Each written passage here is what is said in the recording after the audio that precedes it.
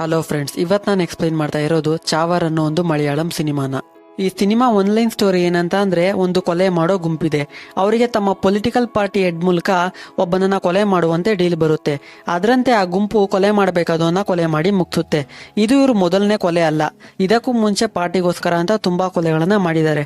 ಆದ್ರೆ ಯಾವ ಕೊಲೆ ಮಾಡಿದಾಗ್ಲೂ ಬರದಂತಹ ತೊಂದರೆ ಆಪತ್ತು ಅವರಿಗೆ ಈ ಕೊಲೆ ಮಾಡಿದ್ಮೇಲೆ ಬರುತ್ತೆ. ಅದು ಏನು, ಹೇಗೆ ಅನ್ನೋದೇ ಸಿನಿಮಾ ಕತೆ. ಸಿನಿಮಾ ಫಸ್ಟ್ ಶಾಟ್ ನಲ್ಲಿ ಮುಸ್ತಫಾ, ಅಶೋಕ, ಆಸಿಫ್ ಮತ್ತು ಥಾಮಸ್ ಅನ್ನೋ 4 ಜನರನ್ನ ತೋರಿಸ್ತಾರೆ. ಇವರು ತಮ್ಮ ಪೊಲಿಟಿಕಲ್ ಪಾರ್ಟಿಗೋಸ್ಕರ ಮೇಲ್ಗಡೆಯವರು ಏನೇ ಹೇಳಿದ್ರು ಅದನ್ನ ಯಾಕೆ ಅಂತಾನು ಕೇಳದೆ ಆ ಕೆಲಸ ಮಾಡಿ ಮುಗಿಸುವಂತವ್ರು. ಇವ್ರ 4 ಜನಕ್ಕೆ ಒಬ್ರಿಗೊಬ್ರು ಪರಿಚಯನೇ ಇಲ್ಲ. ಇವ್ರು ಬೆಳಗಿನ ಜಾವ ಕಿರಣ್ ಅನ್ನೋ ಒಬ್ನನ್ನ ಕೊಲೆ ಮಾಡೋಕಂತ ಒಂದ್ ಜಾಗದಲ್ಲಿ ಬಂದು ನಿಂತಿದ್ದಾರೆ. ಅವ್ರಿಗೆ ಗೊತ್ತು ಬೆಳಗಿನ ಜಾವ ಕಿರಣ್ ಈ ದಾರಿಯಲ್ಲಿ ಬರ್ತಾನೆ ಅಂತ. ಅದರಿಂದ ಇವರಿಗೆ ಈ ಡೀಲ್ ಕೊಟ್ಟಿರೋದು GK ಅನ್ನೋ ಪೊಲಿಟಿಕಲ್ ಪಾರ್ಟಿ ಹೆಡ್. ಈ 4 ಜನರಲ್ಲಿ ಥಾಮಸ್ ಅನ್ನೋನು ಬಾಂಬ್ ಮಾಡೋದ್ರಲ್ಲಿ ಎಕ್ಸ್ಪರ್ಟ್. ಆ ಬಾಂಬ್ ಹಾಕಿ ಕಿರಣ್ನ ಕೊಲೆ ಮಾಡೋಣ ಅಂತ ಅಂದ್ಕೊಂಡಿರ್ತಾರೆ. ಆದ್ರೆ ಕೊನೆ ಸಮಯದಲ್ಲಿ ಬಾಂಬ್ ಕೆಲಸ ಮಾಡೋದಿಲ್ಲ. ಇದರಿಂದ ಅಶೋಕ, ಇದು ಪಾರ್ಟಿಯಿಂದ ಬಂದಿರೋ ಕೆಲಸ, ಬಾಂಬ್ ಕೆಲಸ ಮಾಡ್ಲಿಲ್ಲ ಅಂತ ಅಂದ್ರೇನು, ನಾವೇ ಇಳ್ದು ಅವ್ನ ಕತೆ ಮುಗಿಸೋಣ ಅಂತ ತನ್ನ ಜೊತೆ ಕರ್ಕೊಂಡು ಬಂದಿರೋರ್ನ ಕರ್ಕೊಂಡು ಮಚ್ಚು ಕತ್ತಿ ಎತ್ಕೊಂಡು ಆ ದಾರಿಯಲ್ಲಿ ಬಂದ ಕಿರಣ್ನ ಸುತ್ತಾಕೊಂಡು ಎಲ್ರೂ ಸೇರಿ ಅವನ ಮೇಲೆ ದಾಳಿ ಮಾಡ್ತಾರೆ.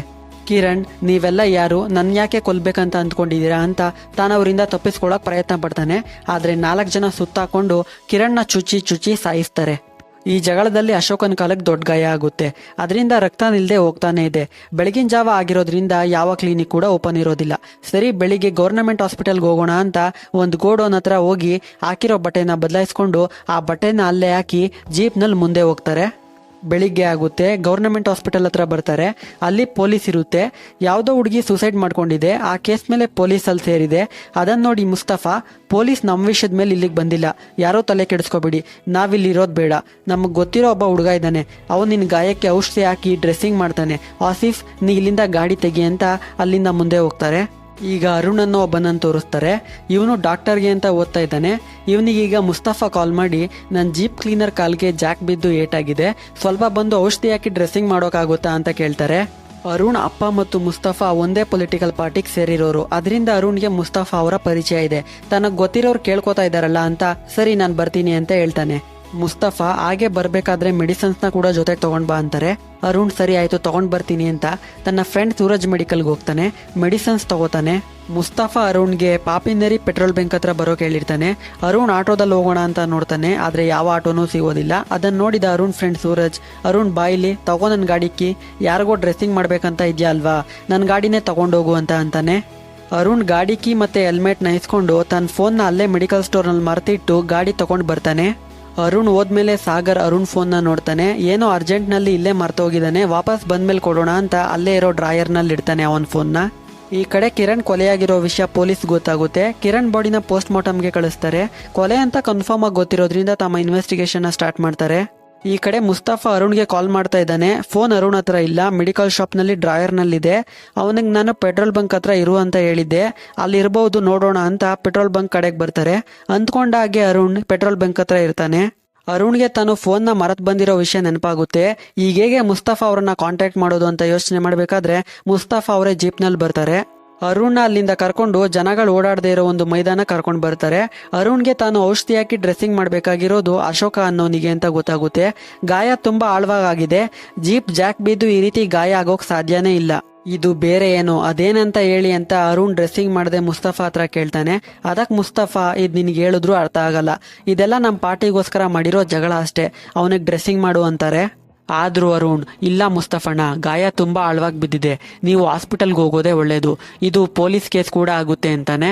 ಕೊನೆಗೆ ಮುಸ್ತಫಾ ಆಗೋ ಈಗೋ ರಿಕ್ವೆಸ್ಟ್ ಮಾಡಿ ಅರುಣ್ ಕೈಲಿ ಅಶೋಕನ ಕಾಲಿಗೆ ಡ್ರೆಸ್ಸಿಂಗ್ ಮಾಡಿಸ್ತಾರೆ. ಇನ್ನೇನು ಅರುಣ್ ಬಂದ ಕೆಲಸ ಮುಗೀತಲ್ವಾ, ಅವನ್ನ ಮುಂದೆ ಹೋಗೋ ದಾರಿಯಲ್ಲೇ ಇಳಿಸ್ಬಿಟ್ಟು ಹೋಗೋಣ ಅಂತ ಜೀಪ್ನಲ್ಲಿ ಹೋಗ್ತಾ ಇದ್ದಾರೆ. ಅಶೋಕನಿಗೆ GP, ಅದೇ ಕಿರಣ್ ಕೊಲ್ಲೋಕ್ ಡೀಲ್ ಕೊಟ್ಟಿದ್ನಲ್ಲ ಅವನಿಂದ ಕಾಲ್ ಬರುತ್ತೆ. ಆಸಿಫ್ ಮಾಡಿದ ಬಾಂಬ್ ಕೆಲಸ ಮಾಡದೆ ಕಿರಣ್ನ ಇವರೇ ಕೊಚ್ಚಿ ಸಾಯಿಸಿದ್ದಾರೆ ಅಂತ GP ಅಶೋಕ್ನಿಂದ ತಿಳ್ಕೊತಾನೆ.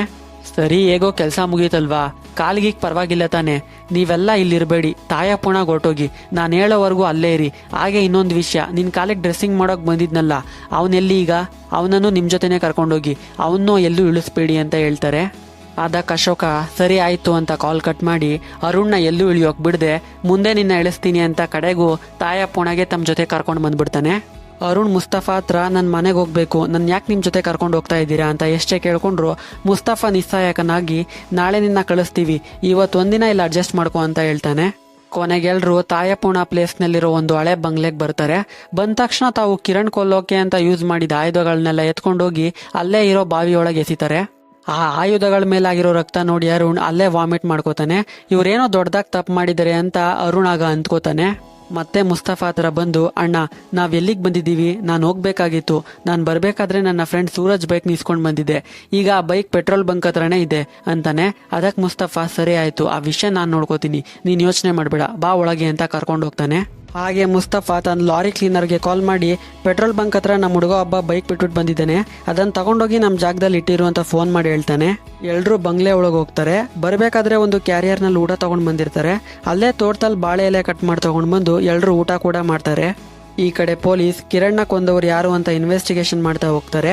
ಆ ಏರಿಯಾ ಪೂರ್ತಿ ಪೊಲೀಸ್ ಡಾಗ್ ಕರ್ಕೊಂಡು ಮರ್ಡರರ್ಸ್ ಬಗ್ಗೆ ಏನಾದ್ರೂ ಕ್ಲೂ ಸಿಗ್ಬೋದಾ ಅಂತ ಹುಡುಕ್ತಾ ಹೋಗ್ತಾರೆ.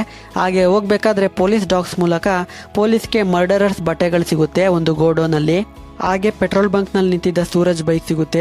ಬೈಕ್ ಸೂರಜ್ ಹೆಸರಿನಲ್ಲಿ ರಿಜಿಸ್ಟರ್ ಆಗಿರುತ್ತೆ. ಅದರಿಂದ ಸೂರಜ್ನು ಕಸ್ಟಡಿಗೆ ತಗೋತಾರೆ.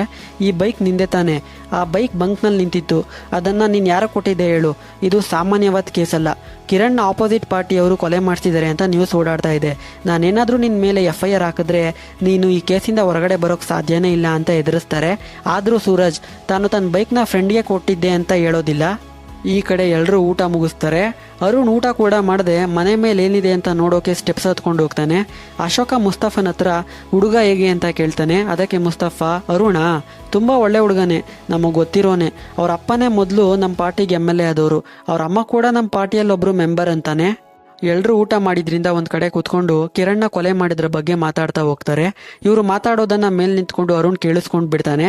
ಇವ್ರು ಜಗಳ ಆಡ್ಕೊಂಡು ಗಾಯ ಮಾಡ್ಕೊಂಡಿದ್ದಾರೆ ಅಂತ ಅಂದ್ಕೊಂಡಿದ್ದೆ, ಆದ್ರೆ ಇವರೆಲ್ಲ ಸರಿ ಒಬ್ನನ್ನ ಕೊಲೆ ಮಾಡಿದ್ದಾರೆ ಅಂತ ಅರುಣ್ ಶಾಕ್ ಆಗ್ತಾನೆ. ಅಲ್ಲಿಗಾಗ ಮುಸ್ತಫಾ ಬರ್ತಾರೆ. ಇಲ್ಲೇನ್ ಮಾಡ್ತಾ ಇದ್ಯಾ, ಕೆಳಗ್ ಬಾ, ಇನ್ನೇ ನೀನ್ ಕರ್ಕೊಂಡು ಹೋಗೋಕೆ ಗಾಡಿ ಬರುತ್ತೆ, ಅದ್ರಲ್ಲಿ ನೀನ್ ಮನೆಗೆ ಹೋಗ್ಬೋದು ಅಂತಾರೆ. ಆಗ ಅರುಣ್, ನೀವೆಲ್ಲ ಸೇರಿ ಅವರನ್ನ ಕೊಂದ್ಬಿಟ್ರಿ ಅಲ್ವಾ ಅಂತಾನೆ. ಅದಕ್ಕೆ ಮುಸ್ತಫಾ, ಇದೆಲ್ಲ ನಮ್ಮ ಪಾರ್ಟಿಗೋಸ್ಕರ, ನೀನ್ ಇಲ್ಲಿ ನೋಡಿದ್ದು ಕೇಳಿದ್ದು ಎಲ್ಲವನ್ನ ಮರೆಯೋದೇ ಒಳ್ಳೇದು, ಬಾ ಅಂತ ಕರ್ಕೊಂಡು ಹೋಗ್ತಾರೆ.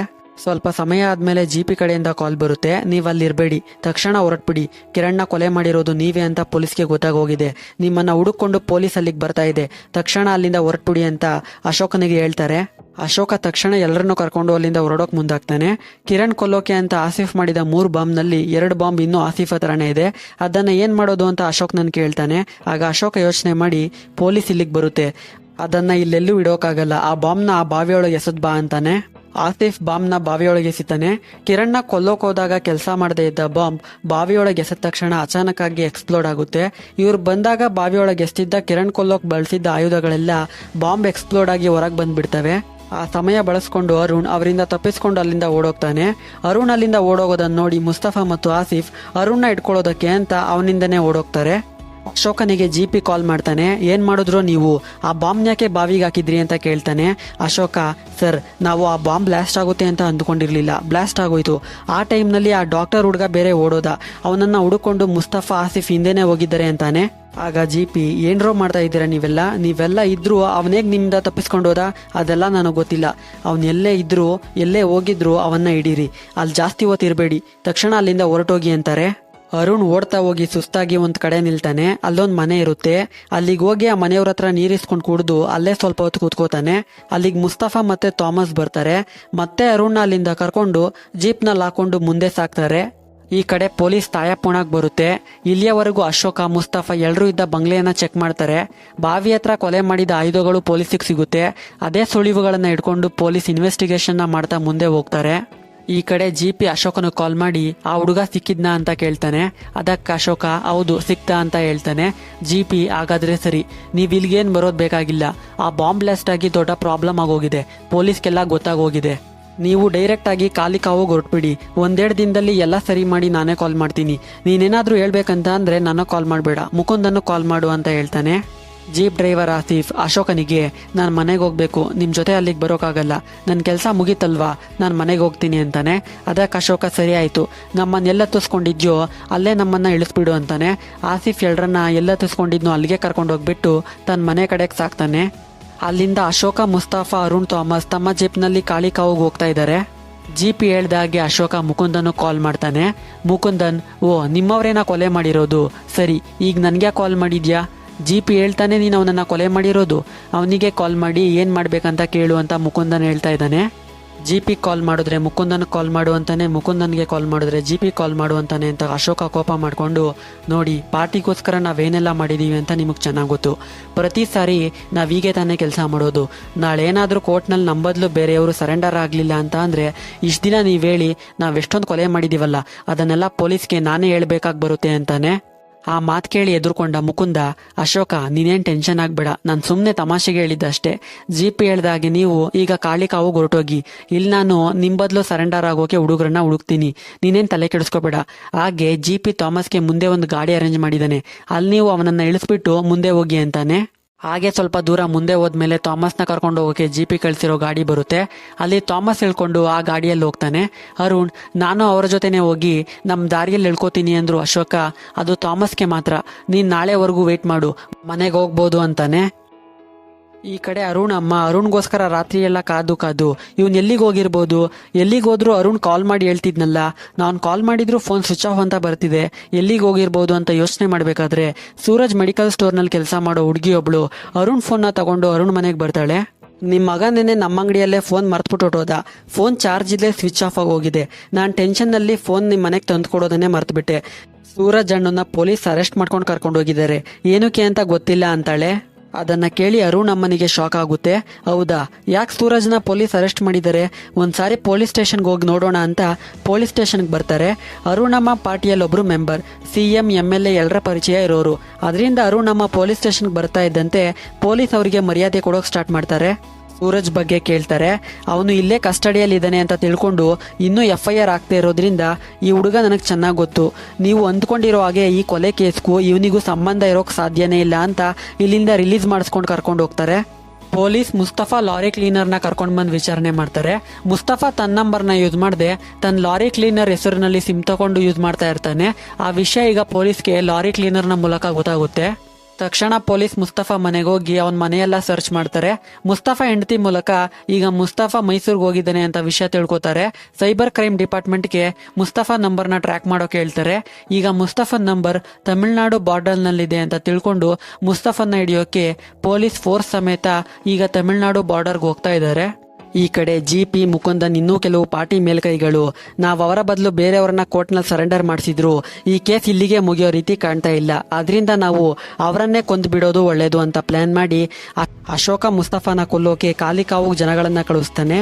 ಹಾಗೆ ಮನೆ ಕಡೆಗೆ ಹೋಗ್ತಾ ಇದ್ದ ಆಸಿಫ್ನ ಕೂಡ ಲಾರಿನಲ್ಲಿ ಆಕ್ಸಿಡೆಂಟ್ ಮಾಡಿಸಿ ಸಾಯಿಸ್ತಾನೆ. ಜೀಪ್ನಲ್ಲಿ ಕರ್ಕೊಂಡು ಹೋಗ್ತಿದ್ದ ಥಾಮಸ್ನ ಅವರೇ ಮುಗಿಸೋವಾಗಿ ಮಾಡ್ತಾನೆ. ಕಾಲಿಕಾವ್ನಲ್ಲಿದ್ದ ಮುಸ್ತಫಾಗೆ ಅವನ ಲಾರಿ ಕ್ಲೀನರ್ ಇಂದ ಕಾಲ್ ಬರುತ್ತೆ. ಅವನಿಗೆ ಕಿರಣ್ನ ಕೊಂದಿರೋದು ಇವರೇ ಅಂತ ಗೊತ್ತಿಲ್ಲ. ಮುಸ್ತಫಾಣ, ಪೊಲೀಸ್ ಯಾಕೋ ನಿಮ್ಮ ಬಗ್ಗೆ ವಿಚಾರಿಸ್ತಾ ಇದ್ರು. ಆಮೇಲೆ ಇನ್ನೊಂದು ವಿಷಯ, ಜಿ.ಪಿ ಮಗಳು ನೇಣ ಹಾಕೊಂಡು ಸತ್ತೋದ್ಲು. ಆ ಹುಡುಗಿ ತನ್ನ ಜೊತೆಗೆ ಓದ್ತಾ ಇದ್ದ ಒಬ್ಬ ಹುಡುಗನನ್ನ ಲವ್ ಮಾಡ್ತಾ ಇದ್ಲಂತೆ. ಆ ಹುಡುಗ ಕೀಳ್ ಜಾತಿಯವನಾಗಿದ್ದಂತೆ. ಆದ್ರೂ ಆ ಹುಡುಗನನ್ನ ಇವತ್ತು ಬೆಳಗಿನ ಜಾವ ಯಾರೋ ಕೊಂದುಬಿಟ್ಟಿದ್ದಾರೆ. ಆ ಕೊಲೆಯನ್ನ ಜಿ.ಪಿನೇ ಮಾಡ್ತಿರ್ಬೋದು ಅಂತ ಜನಗಳೆಲ್ಲ ಮಾತಾಡ್ಕೊಳ್ತಾ ಇದ್ರು ಅಂತಾನೆ. ಆ ವಿಷಯ ಕೇಳಿ ಮುಸ್ತಫಾಗೆ ಶಾಕ್ ಆಗುತ್ತೆ. ನಾವು ಪಾರ್ಟಿಗೋಸ್ಕರ ಜೀವ ಕೊಡ್ತೀವಿ ಅಂತ ನಮ್ಮನ್ನ ಜಿ.ಪಿ ಇದು ಪಾರ್ಟಿಗೋಸ್ಕರ ಅಂತ ನಂಬಿಸಿ ತನ್ನ ಸ್ವಂತ ಕೆಲ್ಸಕ್ಕೆ ಬಳಸ್ಕೊಂಡು ನಮ್ಮಿಂದ ಆ ಹುಡುಗ ಸಾಯವಾಗಿ ಮಾಡಿಬಿಟ್ನಲ್ಲ. ನಮ್ಮ ಪಾರ್ಟಿಯಲ್ಲಿ ತುಂಬಾ ದ್ರೋಹಿಗಳಿದ್ದಾರೆ, ಈಗ ಯಾರನ್ನ ನಂಬೋದು ಯಾರನ್ನ ಬಿಡೋದು ಅಂತ ಯೋಚಿಸ್ತಾ ಅರುಣ್ಗೆ, ನೀನ್ ಇಲ್ಲಿರ್ಬೇಡ, ಈ ಕಾಡ್ ದಾಟಿ ಮುಂದೆ ಹೋದ್ರೆ ಒಂದು ದಾರಿ ಸಿಗುತ್ತೆ, ಅಲ್ಲಿಂದ ಲಾರಿನೋ ಬಸ್ನೋ ಹತ್ಕೊಂಡು ಮನೆ ಸೇರ್ಕೋ, ತಕೋ ಅಂತ ಸ್ವಲ್ಪ ದುಡ್ಡು ಕೊಟ್ಟು ಹೋಗು ಅಂತಾರೆ. ಆದ್ರೆ ಅಷ್ಟರಲ್ಲಿ ಜಿ.ಪಿ ಜನಗಳು ಮುಸ್ತಫಾ ಮತ್ತು ಅಶೋಕ್ನ ಕೊಲ್ಲೋಕೆ ಬಂದೂಕಿಟ್ಕೊಂಡು ಬಂದ್ಬಿಟ್ಟಿದ್ದಾರೆ. ಮುಸ್ತಫನ್ನ ನೋಡಿ ಅವನ ಕಡೆ ಗುಂಡಾರಿಸ್ತಾರೆ. ಅರುಣ್ ಓಡೋದನ್ನ ನೋಡಿ ಅವನ ಕಡೆಗೂ ಗುಂಡಾರಿಸ್ತಾರೆ. ಈ ಕಡೆ ಅಶೋಕನಿಗೆ ಕೂಡ ಜಿ.ಪಿ ತಮಗ್ ಮಾಡಿದ ಅನ್ಯಾಯ ಗೊತ್ತಾಗುತ್ತೆ. ಅನ್ಯಾಯವಾಗಿ ಪಾರ್ಟಿ ಹೆಸರು ಹೇಳ್ಕೊಂಡು ಆ ಹುಡುಗನ ಪ್ರಾಣ ತೆಗೆಯುವಾಗ ಮಾಡ್ಬಿಟ್ರಲ್ಲ ಅಂತ ಜಿ.ಪಿ ಮೇಲೆ ತುಂಬಾ ಕೋಪ ಬರುತ್ತೆ. ಜಿ.ಪಿ ಕಡೆಯವರು ಅಶೋಕನ ಕಡೆಗೂ ಗುಂಡಾರಿಸ್ತಾರೆ. ಅಶೋಕನಿಗೆ ಗೊತ್ತಾಗುತ್ತೆ ಇವರನ್ನೆಲ್ಲ ಜಿ.ಪಿನೇ ತಮ್ಮನ್ನ ಸಾಯಿಸೋದಕ್ಕೆ ಅಂತ ಕಳಿಸಿರೋದು ಅಂತ. ಮುಸ್ತಫಾ ಅಶೋಕನ ಹತ್ರ ಬರ್ತಾನೆ. ಬರೋವಾಗ ಮುಸ್ತಫನಿಗೂ ಗುಂಡು ತಗುಲುತ್ತೆ. ಅಶೋಕ ತನ್ನ ಹತ್ರ ಇರೋ ರೈಫಲ್ ಇಂದ ತನ್ನ ಎದುರಿಗೆ ಬರೋರಿಗೆ ಗುಂಡಾರಿಸ್ತಾ ಅವರನ್ನು ಸಾಯಿಸ್ತಾ ಹೋಗ್ತಾನೆ. ಆದ್ರೂ ಅಶೋಕಂಗೂ ಎದುರುಗಡೆಯಿಂದ ಗುಂಡು ಬಂದು ತಗುಲುತ್ತೆ.